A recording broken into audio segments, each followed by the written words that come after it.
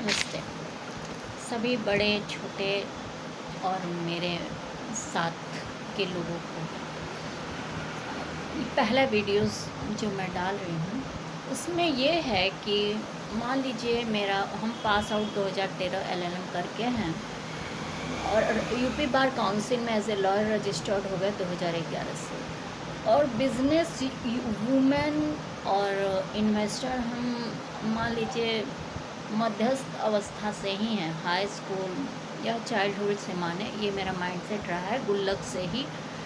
तो सफलता, स्टेबिलिटी मतलब आप स्थिर हो गए हैं, स्टेबल हो गए हैं, और सक्सेस में डिफरेंस क्या है। सक्सेस इंग्लिश वर्ड है, सफलता हिंदी वर्ड है, स्टेबिलिटी स्थायित्व है। स्थायित्व वो है जहाँ पर हम हैं, उसे आप हमें गिरा नहीं सकते, उसे आप हम आगे जब तक हम ना चाहें तब चला नहीं सकते। और स्थिर स्थिर चीज़ें हमेशा जड़ होती हैं, उनको किसी भी तरह अगर ज़िंदगी है तो आपको आगे चलना ही होगा, क्योंकि देश जन्म और जो भी चीज़ें हैं ये कर्म प्रधान है। ईश्वर बोले हैं कर्म प्रधान विश्व करी राखा, जो जस करहीं सो तस फल चाखा। यदि आप जड़ हैं तो वो भी एक अकर्म है, आप उसका फल चखेंगे, क्योंकि आपको चलने के लिए ईश्वर दिए हैं, अच्छे कर्म करने के लिए ईश्वर दिए हैं। लंबा जिंदा रहिए, अच्छे कर्म करिए। धरती पे भगवान आपको जितना इंटेलेक्चुअलिटी दिए हैं, आपके कर्म के हिसाब से दूसरों से थोड़ा अलग बनाए हैं, सबको एक समान नहीं बनाते। आप उसका उपयोग नहीं कर रहे हैं, दूसरों से डर जा रहे हैं, एक जगह बैठे हुए हैं, ये आपकी जीत नहीं है, ये आपका जन्म नहीं है, ये आपका कर्म नहीं है, आप हमेशा गलत हैं। तब डर के नहीं तो हारिए, हारना सबको चाहिए, अनुभव होता है। आप जब तक एक कदम आगे नहीं बढ़ाएंगे तो आप उस कदम पे कैसे जानेंगे कि एक कदम आगे का जो हार जीत और अदर चीज़ों का आपको जो अनुभव मिला वो क्या था, चाहे अच्छा या बुरा, वो तो मिलेगा ही मिलेगा।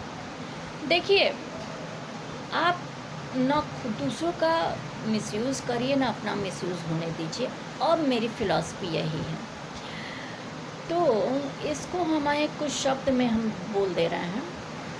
मोटिवेशनल इसमें स्टेटमेंट्स भी होंगे, जो कविताओं हिंदी शॉर्ट भावनाओं में होंगे। उठकर चलना पड़े तो ये हार नहीं, जो गिर जाते हैं वो हार मान जाते हैं, वो चलते नहीं हैं, वो लोगों से मुँह छिपाते ना। आप हार गए और मुँह छुपा के बैठ गए तो लोगों को कहने का और मौका मिल जाएगा। आप उनसे लड़िए, आप अपने आप को साबित करिए, उनसे बेहतर आप हो सकते हैं।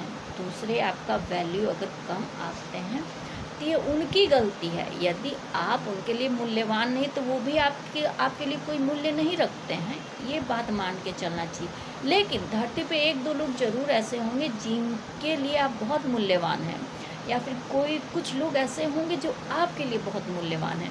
उनके लिए सक्सेस होइए, उनके लिए ज़िंदगी को बेहतर जी। कोई नहीं है तो प्रकृति है, आप हैं, आप खुद के लिए जिंदा रहिए, अच्छा टाइम स्पेंड करिए। तो उठकर चलना पड़े तो ये हार नहीं, यदि कोशिश दोबारा नहीं तो फिर हालातों पर वार नहीं। कोशिश हो हमेशा जीत की, क्योंकि ज़िंदगी जीत है, हार नहीं। हम कर्म क्षेत्र के नायक है, कोई भीरू गंवार नहीं।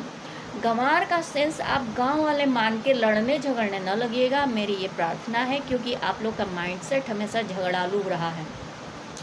गंवार मतलब यहाँ पे ये कहा गया है कि गाँव में पहले शिक्षा की व्यवस्था नहीं थी, और वहाँ लोग शिक्षा को एक्सेप्ट नहीं करते थे, क्योंकि ज़्यादातर कृषक थे, और वो ट्रेडिशनल जैसे व्यवसायी होते हैं, बच्चों को नहीं पढ़ाते हैं। आज के टाइम में भी देखिएगा, कहेंगे कि बच्चे पढ़ के क्या करेंगे, बैठना तो वही है सीट पे ही हमारे, तो क्या करेंगे, थोड़ा सा गुड़ा भाग आ जाए बहुत है।